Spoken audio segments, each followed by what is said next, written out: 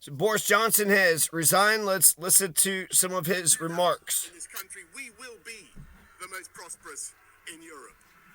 And in the last few days, I've tried to persuade my colleagues that it would be eccentric to change governments when we're delivering so much, and when we have such a vast mandate, and when we're actually only a handful of points behind in the polls, even in mid-term after quite a few months of pretty relentless sledging. And when So that's kind of crazy. He's only a few points behind in the polls, and he had a major mandate. He's only been in there for 2 years. Boris Johnson just got in there. Boris Johnson's walking through the streets of Kyiv. He is just like Winston Churchill.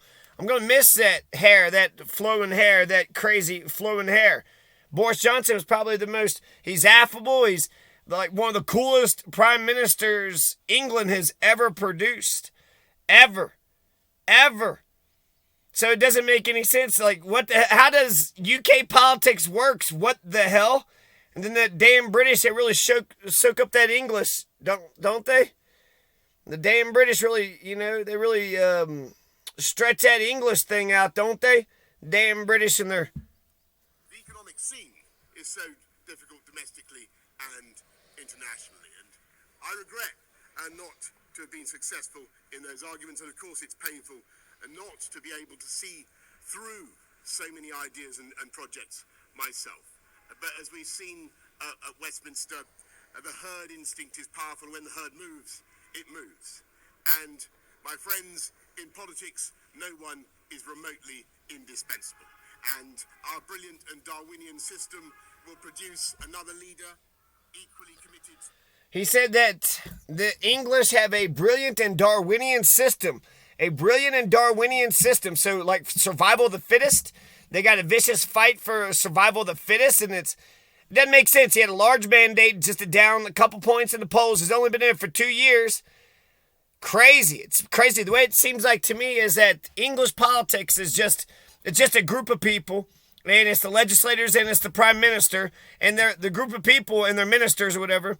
And as long as they're working together as one big, large, happy family, then the government keeps on going. But the moment that they're not one big, happy family, the House of Commons, I think it was Labour that was going to vote no confidence. They were going to push a vote of no confidence. And so, therefore, the government doesn't have confidence in their prime minister, and then they got to get rid of the prime minister. And what's going to happen now is there's going to be a secession. There's going to be an election in the next month or two. And then you're going to see, after the election, a brand new Tory. So it's not even going to be a person from the Labour. Labour just want to kick out the damn Tory. And then now that they're going to kick out the Tory, they're going to get another Tory. And then he's probably going to be just as hardline right, if not worse, than Boris Johnson. Them's the breaks. Boris Johnson is so fucking likable. He is so fucking likable. Boris Johnson resigned. The fucking English, man. They made George W. Bush sound smart with their Tony Blair. Boris Johnson made Trumpism, Brexit sound smart too. And damn British, they stretch that English shit out too far, don't they? And who is that Russell Howard? He just asked a few weeks ago, how is Boris Johnson still the prime minister? I mean, he had like 2 minor scandals, right? He jaywalked that one time. The other time he didn't even have a seatbelt. None at all. He was just freeballing it. UK politics is a Darwinian system. UK politics is a Darwinian system. So here's some prime ministers just to compare and contrast, right? He only was in there for 2 years. 2 years. Boris Johnson was only prime minister of the United Kingdom for 2 years. England, the United Kingdom. Okay, so Theresa May, she was in there for 3 years. Gordon Brown was in there for 3 years. So we could compare those. I mean, 2 years, what the hell can you get done in 2 years? John Major was in there 6.5 years. John Major, that's the Calvin Coolidge of UK politics. And see, Tony Blair was in there for 10 years, 97 to 2007. Margaret Thatcher was in there for 11.5 years. Ricky Gervais said the Falklands War. It was all about the Falklands War with Margaret Thatcher. David Cameron, 6 years. He was the prime minister for 6 years. Now, that David Cameron, he looked like a prime minister. He looked like a prime minister. That Gordon Brown, that's the Calvin Coolidge of UK politics. Tony Blair, he was Labor. Tony Blair was Labor. He was Mr. Invade Iraq. David Cameron looked the part. Theresa May, hey, I'm Theresa May, hey. What a douchebag. Theresa May, like, sometimes you get some incredible fucking leaders, and then other times you get these damn douchebags, and it's, the Darwinian system. Is this a democracy? Is this a better democracy? Because here in America, we don't have a vote of no confidence. If we don't have confidence in our governor, slash mayor, slash president, we just leave them in there. We just leave them in there until the next election. It doesn't matter if everybody, unless, in Colorado, you got the recall. You got the power to recall any of the politicians you don't like. But basically for America, you got your legislators, you got your judicial branch, you got your president. When there's no confidence in the president, then we just have to, for the next 2 years, we just keep elected people, and then you have a little hodgepodge over here, a little salad bowl over here, and a little...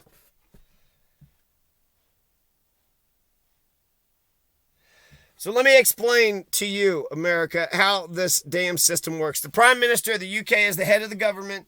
In the UK, the Prime Minister advises the sovereign on the exercise of much of the royal prerogative.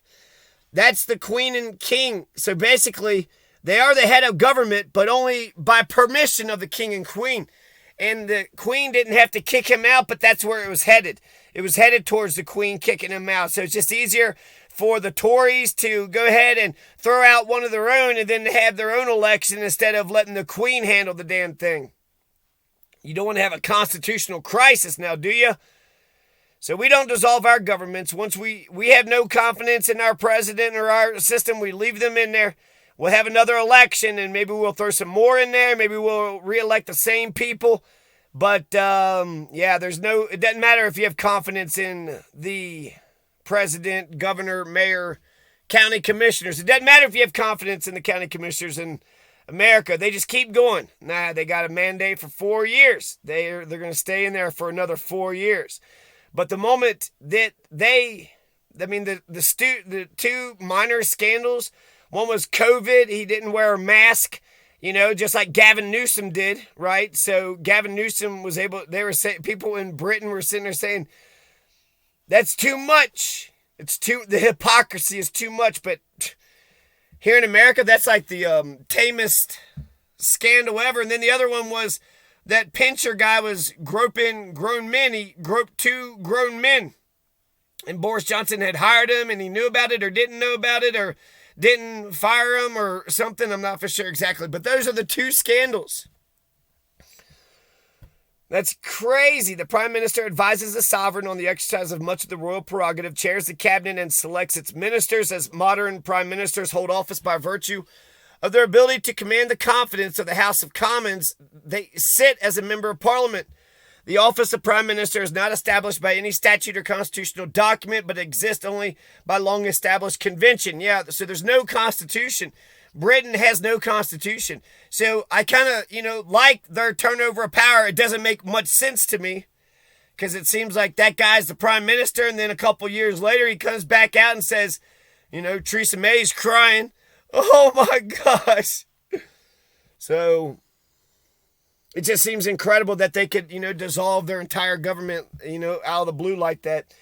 Whereas for us, what was it? The government shutdown that only lasted. So this individual is typically the leader of the political party or coalition of parties that hold the largest number of seats in that chamber. It was announced by Prime Minister Boris Johnson on January 31st, 2022, that the office of Prime Minister would be formally established.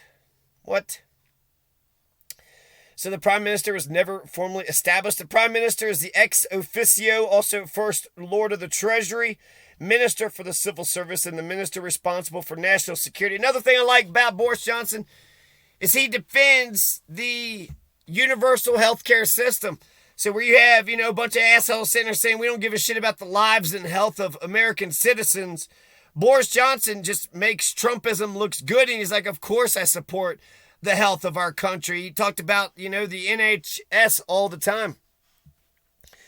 Indeed, certain privileges such as residency of 10 Downing Street are accorded to prime ministers by virtue of their position as the First Lord of the Treasury, Minister for the Civil Service, Minister responsible for national security. 2019, the office of Minister for the Union was established. Boris Johnson became the first prime minister to hold this title.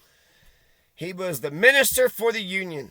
So, okay. So, Britain had the Magna Carta and the English Bill of Rights and the Petition of Right. The Petition of Right, which led to a couple of amendments.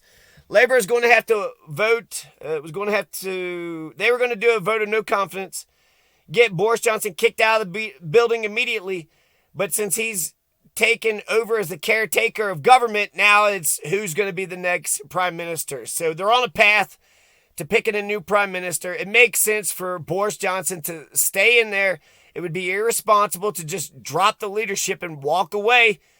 But that damn British, they just take that English shit way too fucking far. The Supreme Court of the United Kingdom recognizes that there are constitutional principles, including parliamentary sovereignty, the rule of law, democracy, upholding international law. The Supreme Court also recognizes that some acts of Parliament have a special constitutional status and are therefore part of the Constitution, like the Magna Carta, the 1215 Magna Carta, which required the King to call a Common Council, which is now called the Parliament, to represent the people, to hold courts in a fixed place, to guarantee fair trials, to guarantee free movement of the people, to free the church from the state, and to guarantee rights of common people to use the land after the wars of the Three Kingdoms and the Glorious Revolution, the Bill of Rights, 1689, Bill of Rights, and the Claim of Right Act 1689, cemented Parliament's position as the supreme lawmaking body and said that the election of members of Parliament ought to be free. The Treaty of Union between England and Scotland of 1706, followed by the two Acts of Union, 1707, one in the Scottish and the other in the English Parliament, unified England, Wales, and Scotland. Ireland joined in a similar way through the Acts of Union, 1801. The Irish Free State separated after the 1921 Anglo-Irish Treaty took effect in 1922. Northern Ireland remains within the Union. So when I say English, who am I talking about? Well, I'm talking about Wales and Scotland and England and Northern Ireland. So 4 different regions. All of England and a little bit of Ireland. That's who I'm talking about. That damn British, they take that English shit too far. So a prime minister ends their tenure by offering their resignation to the monarch. If a prime minister had died, there's actually no mechanism or a law of succession. It's up to the Queen. The fucking Queen gets to do whatever the hell they want to fucking do. Everybody gets all happy about Boris Johnson leaving, but the Queen is still in power, and you're going to get a hardliner, a hard right-wing hardliner, a warmonger, an imperialist warmonger, like a Schultz Pelosi capitalist. So a prime minister can resign to the monarch after their party has suffered a general election defeat, so they no longer command the confidence of the House of Commons. It can also happen midterm if they're forced to resign for political reasons or for other reasons such as ill health. Now, Prime Minister Boris Johnson said it was clearly the will of the Conservative Party that he stepped down, and he survived a vote of no confidence. There was a couple of scandals. You had Pincher going around pinching some grown men. You had Pincher growing, and then you had that COVID. He wore a mask. He told everybody else to wear a mask, and then he didn't wear a mask, just like Gavin Newsom did. My God, when I think about all the damn, you had Baby Bush, you had the Iraq War, 1 million killed, you had, Bill Clinton, Donald Trump, both of them are connected to that damn Epstein. So you got Epstein, you got 1 million killed, you got, like I said, Gavin Newsom, he did the exact same thing.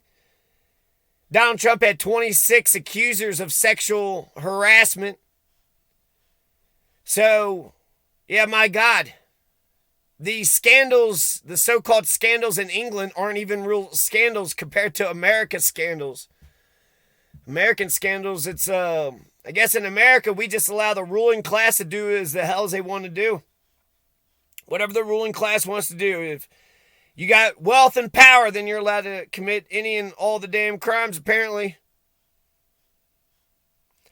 So Partygate, he survived a vote of no confidence just a month ago for a COVID-related scandal that's been dubbed Partygate. It was faced with renewed controversy this week after an unprecedented number of cabinet members. So 2 cabinet members had resigned, and apparently there was going to be an onslaught of, resignations. And he waited for that to happen, and then it did happen. And then he was like, okay, well, shit. And then, Boris Johnson, to his credit, came right out. And made a speech and just said, look, them's the breaks, right? He's so fucking likable. Them's the breaks. So, yeah, Chris Pincher, Tory Deputy Chief Whip Chris Pincher. He was appointed by Johnson in February, resigned on June 30th after he was accused by two men of drunkenly groping them at a conservative event the night prior. So this shit just happened motherfucking 11 days ago. The party whip said he drank far too much. He embarrassed himself, other people following the event. Two of the UK's most senior cabinet members, Finance Minister Rishi Sunak, the Health Secretary Sajid Javid, they quit in protest, and then a wave of more than 40 members of parliament and their aides, along with several other cabinet members, handed in their resignations on Wednesday after Johnson refused to step down. Okay, so now who's going to be the next one? We'll talk about that in a minute. But who's going to be the next one? And them's the break.